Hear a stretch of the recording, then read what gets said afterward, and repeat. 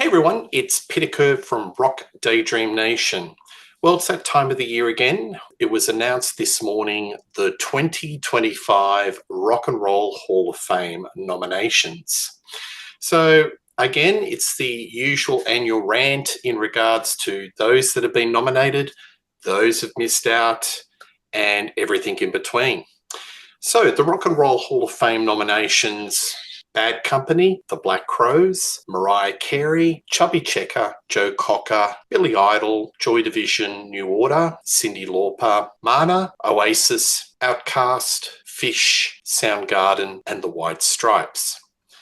So, 5 points that I want to cover. One of the points is it's like a washing machine. A lot of the nominations that didn't get up in previous years are back again for consideration. So you've got the likes of Joy Division / New Order, you've got Mariah Carey, you've got Soundgarden, you've got the White Stripes, Oasis. There's some new blood. First time nominations are Bad Company, The Black Crowes, you've got Chubby Checker, you've got Billy Idol, Mana, Outkast, and Fish. So you've got a wide range. You've got a jam band, you've got a hip-hop band, blues band, going back to the classic days of early 1950s rock. So a bit of a mixed bag there. A lot of these nominations, and this is the cynical part of me, are kind of nominated for the show because there's a lot of revenue that drives this show, the economics of it, what's going to get the ratings, what are going to build up the audience expectations, will they or won't they? So, Oasis, they've reunited, blockbuster tour of the UK, they're touring Australia, they're also touring the US. Will they turn up on stage? Will there be some sparks between the brothers? Will there be some sort of controversy? There's the show angle. White Stripes, will they reunite for the gig? Jack and Meg White, first time for a considerable period of time. Will they get back on stage? There's an angle for the show. The Black Crowes, the original lineup, will they get up on stage? What dramas will happen between the Robertson brothers and the rest of the band? There's always a drama element in respect of the Rock and Roll Hall of Fame, and my cynical side of me thinks that a lot of these nominations are geared with the eye on the show, revenue, the economics, let's get ratings, let's get the audience and a bit of a hoof, and we're on our way. There are some very genre-specific choices, marginal, I would say. The first thing that comes to mind is Chubby Checker. To me, yes, he had the twist. He did multiple versions of the twist, but effectively he's a one-hit wonder, and his influence is probably quite marginal in the scheme of things. To me, it's as if they look back at the 50s, they look down the list and go, oh, we forgot Chubby Checker, we better include him in.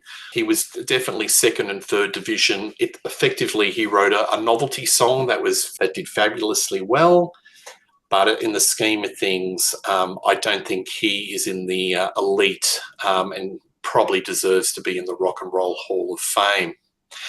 Mana, very interesting. Big Latin American band, sold 25 million copies of albums. On one hand, I do tip my hat that the Rock and Roll Hall of Fame is looking into world music and going outside the boundaries of America.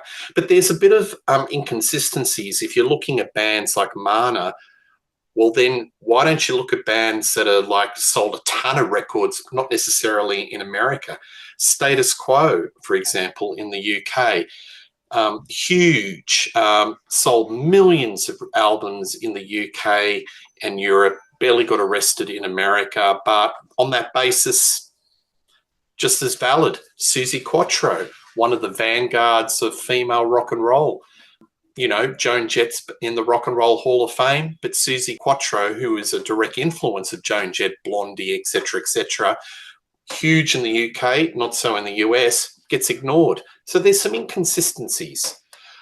Outkast, hip-hop, it goes into that age-old argument, should hip-hop be in the Rock and Roll Hall of Fame? That's always a bit of a marginal sort of discussion, but on the basis of the number of albums they've sold, they're one of the biggest selling hip hop artists in the world, 25 mil.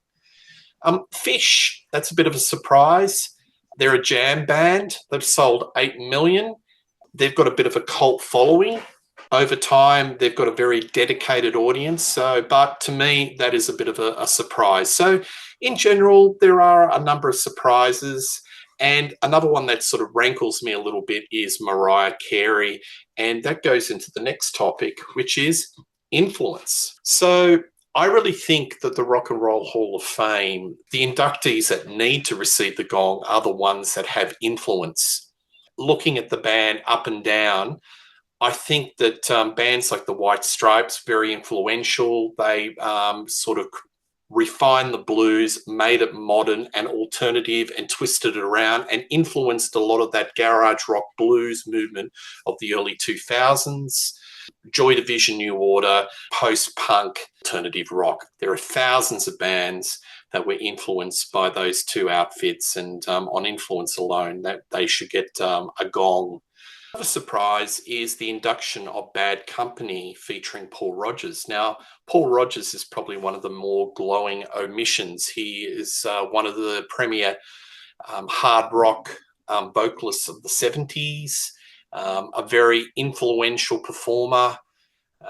I'm surprised that Bad Company gets a nod, but Free, who had a wealth of hits previously, have never been inducted. So it's a bit like the chicken and the egg. It should go in sequence, and Free gets nominated and then Bad Company down the track. The Rock and Roll Hall of Fame hates heavy metal. There are no heavy metal acts. The closest that you would get to sort of hard rock or metal is Soundgarden, which are on the grunge side. Billy Idol, which were previously he was kind of punk, and then he became some sort of poppy punk with a little bit of hard rock edge, but no metal. The continuing omission of Iron Maiden is a complete disgrace.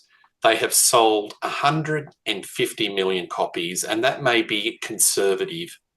People identify with the Eddie and the Iron Maiden all around the world. It is like a language. They were part of the new wave of British heavy metal. They created a sound. They influenced so many different bands. They inspired a whole generation of kids to pick up the guitar, the drumstick, the bass guitar, or to sing and form bands, whether it's hard rock or heavy metal. It's a disgrace. They've been nominated. I know that they've come out in the press and say that, it's a whole lot of bollocks. We don't want to be part of the Rock and Roll Hall of Fame. But I think it's kind of a defense mechanism. It's like you're not being invited to the party and just sort of putting on a defense. Oh, I didn't really want to go anyway. Deep down, I think it would be an honor. And this continual omission of Iron Maiden just emphasizes that the Rock and Roll Hall of Fame just doesn't like metal. Therefore, if Iron Maiden can't get in, it's going to be a long shot with other fantastic acts like Thin Lizzy, Rainbow, Dio, even bands like Grand Funk Railroad, Blue Oyster Cult. It's going to be a long shot that they're ever going to be inducted into the Rock and Roll Hall of Fame. Motorhead, there's more. I could just keep on going. And there are also other bands that just year on year just get omitted. In Excess, multi-platinum success in the 80s, Australia's biggest export ever, ton of hits on both sides of the Atlantic, get ignored. Toto, a ton of hits. Africa has got so many cross-generational fans. They play to full houses around the world. And collectively, those guys have played on so many of the most important records made in popular music. I don't need to list it. Look it up. Toto, Blue Oyster Cult, Emerson, Lake and Palmer, one of the most important progressive rock bands. 80s pop rock bands like Tears for Fears. They've had a revival. They're very popular. It reflects the personal taste of Rolling Stone. It reflects the personal taste of a lot of the hierarchy. It's very frustrating. It's like shooting into a barrel full of goldfish. It's easy pickings. And I always say that I'm not going to get riled up, but here we are again, 2025. What am I doing? I'm having a little rant. Anyway, let off some steam. It is what it is. But one thing's for sure, it's still just a dog's breakfast. Please like and subscribe to Rock Daydream Nation. Tell us what you think of this year's 2025 selections of the Rock and Roll Hall of Fame. All comments are welcome, good, bad, and indifferent. But one thing's for sure, I'll be talking more things rock on Rock Daydream Nation. Give us a like, give us a subscribe, and I'll see you soon. Cheers.